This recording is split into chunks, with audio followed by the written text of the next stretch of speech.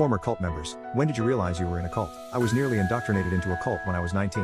I had recently gone through a pretty rough upheaval in my life, so I was pretty desperate for something in my life to go my way. On top of it, I had been recently diagnosed with schizophrenia. It all started at my church. I had been attending for the past 2 years and had met some very nice people. Two of these people that I met while they were this married couple. For the sake of the story, let's call them James and Jane.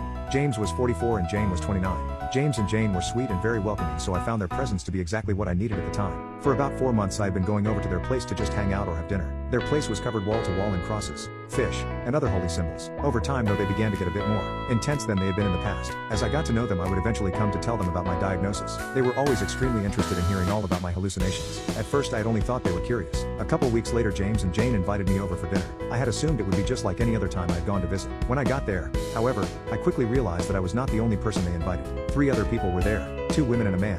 James and Jane told me that they were family from out of town and asked if it was alright for them to join for dinner. I didn't want to be rude, so I hesitantly said yes.